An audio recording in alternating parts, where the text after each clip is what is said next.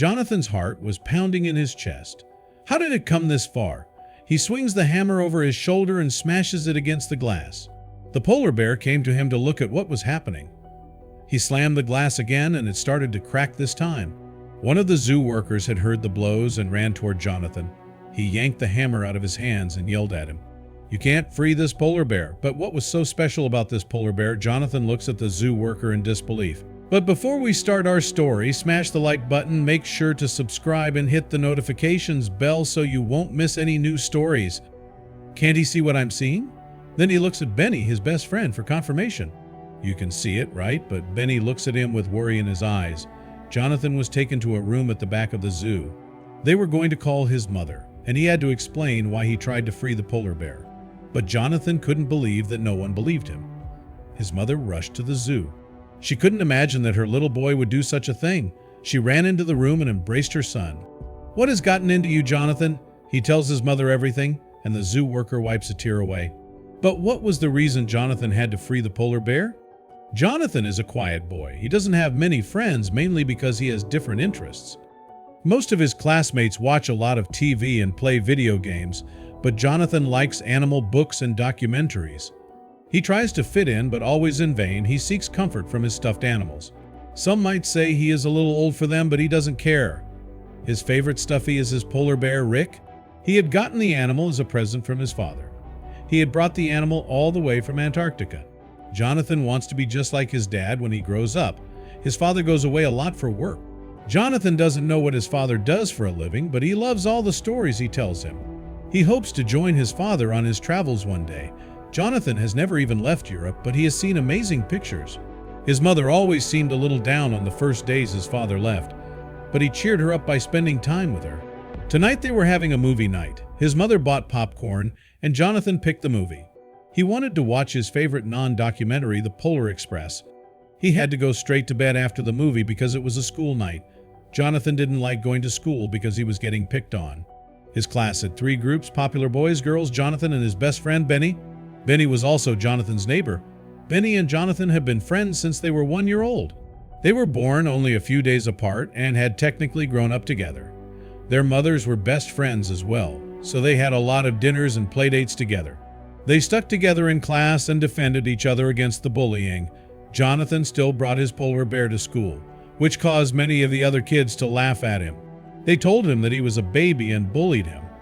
When it first started, Jonathan was hurt that his classmates were being mean to him, but soon he had a change of heart about the entire situation.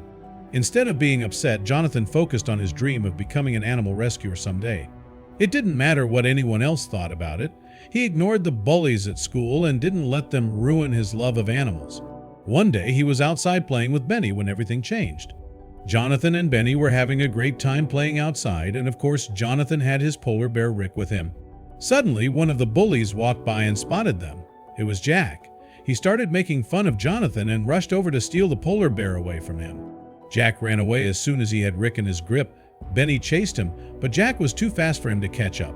Jonathan was horrified when he saw one of his bullies disappearing with his beloved polar bear.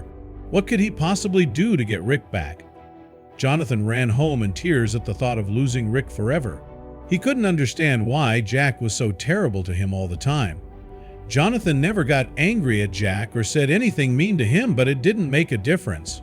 Plus, there was one more detail that made the whole situation even worse. Since it was the weekend, Jonathan had to wait until Monday to see Jack and confront him about stealing Rick. He was so worried about his bear that he got to class as soon as he could. He didn't care about anything else except for finding Rick. What if Jack had destroyed the bear? Jonathan had been so distracted about Jack and the polar bear that he'd completely forgotten about the school trip. Even though Jonathan was early, Jack arrived late, so there was no chance for Jonathan to confront Jack about stealing his bear. He'd have to do it later once they weren't in class anymore. However, class was on a bit of a different schedule that day because of their trip to the zoo. Everyone was excited, and even Jonathan couldn't wait to go despite the issue with Jack still holding Rick hostage. Jonathan decided that he needed help getting Rick back and knew just who to ask. Jonathan went to the back of the bus and talked to Benny about what they should do to get Rick back.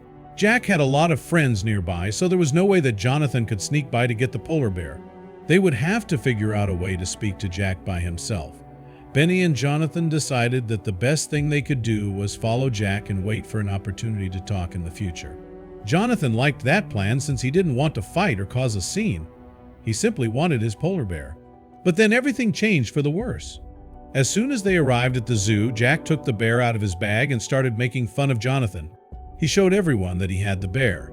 Jonathan was so angry that he almost charged at Jack, but Benny stopped him. They had to stick to the plan. The teacher made sure everyone was there, and then let them split off into groups to see the zoo.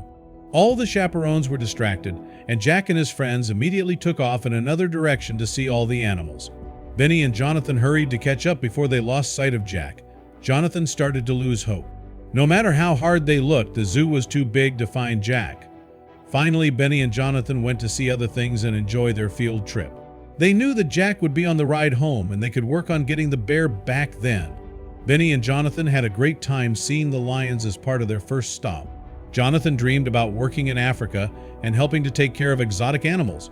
They went through several exhibits, including the reptile house. Jonathan was having fun even though Rick was still missing, but he still desperately missed his polar bear.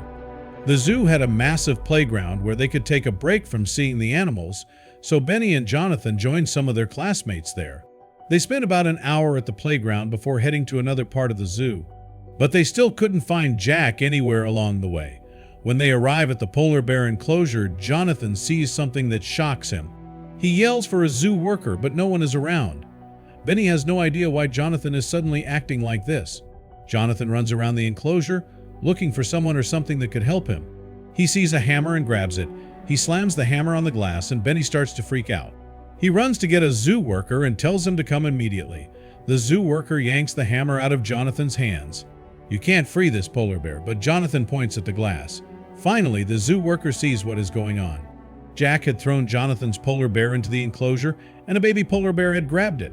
The zoo worker teared up and told Jonathan the baby polar bear had been very lonely and wasn't interacting with the other bears, so playing with the stuffed animal was very special. Jonathan calmed down. His stuffed animal comforted that baby polar bear as it comforted him. He finally agreed to let it go, and they continued their day at the zoo. Thanks for watching.